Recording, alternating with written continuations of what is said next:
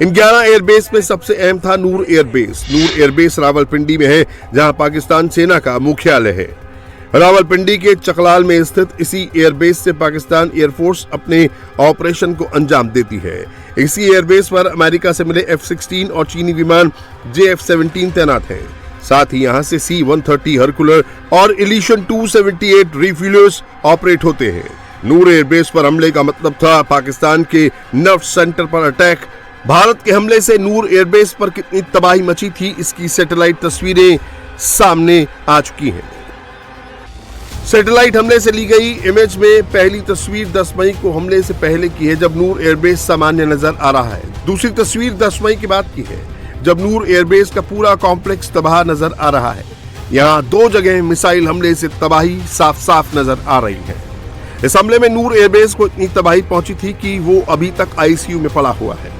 वहां से fighter plane अभी तक उड़ान नहीं भर पा रहे हैं। इशाक डार ने बताया कि 10 मई की सुबह 2:30 बजे उनके पास आर्मी चीफ मुनीर का सिक्योर लाइन पर फोन आया था, जिसमें मुनीर ने कहा था कि भारत ने नूर एयरबेस पर मिसाइल अटैक कर दिया है। डार ने यह भी बताया कि उसी रात अमेरिकी विदेश मंत्री मार्को रूबियो और सऊदी अरब के विदेश मंत्री प्रिंस फैसल ने भारत से बातचीत की थी। इसका खुलासा भी डार ने ही किया है।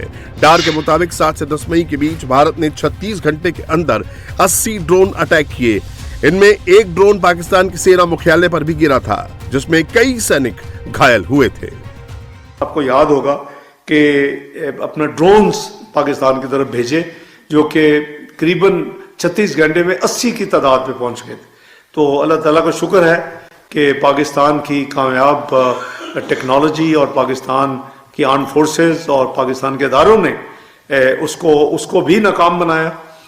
79 आउट ऑफ 80 ड्रोन जो थे उसको न्यूट्रलाइज कर दिया गया, और एक सिर्फ ये ड्रोन था जिसने हल्की सी एक मिलिट्री इंस्टॉलेशन पे थोड़ी सी यानी उसको डैमेज किया। पाकिस्तान पर ऑपरेशन सिंदूर का कितना खौफ था, इसका सबूत पाकिस्तान के राष्ट्रपति आसिफ अली जरदारी भी दे चुके हैं। आसिफ अली जरदारी ने एक दिन पहले ही खुलासा किया, जब भारत की मिसाइलें पाकिस्तान पर कयामत बनकर बरस रही थीं, तो जरदारी को बंकर में छिपने की सलाह दी जा रही थी।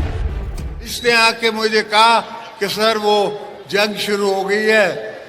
ये वैसे तो मैंने उसको 4 दिन पहले बोला था कि जंग होने वाली है, मगर उसने मुझे आके कहा कि सर वो बंकर में चले। मैंने कहा शहादत आनी है तो यहाँ ही आएगी, बंकरों में नहीं मरते। अब पाकिस्तान के फील्ड मार्शल मुनीर का डर देखिए। इस कायर की वर्दी पर इतने सितारे जड़े हैं जितने किसी पाकिस्तानी जनरल को नसीब नहीं हुए। इसके बावजूद मुनीर को अपनी जान का इतना डर सता रहा है कि वो पाकिस्तान सेना के हेडक्वार्टर में बुलेट प्रूफ ग्लास के पीछे से भाषण दे रहा है।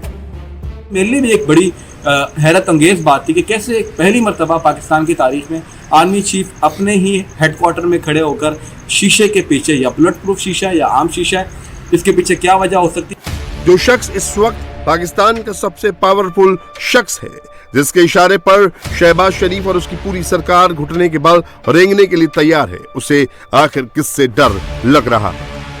आर्मी चीफ आजकल जहां भी जाते हैं बुलेट प्रूफ जैकेट, वेस्ट, जो भी आपने उसे कहना है, वो पहनते। बनियान की तरह की होती है। जैकेट का मतलब ये नहीं होता कि जैकेट या कोई बड़ी मोटी, आजकल तो इतनी पतली भी वो होती है कि वो बिल्कुल कपड़े की तरह की होती है।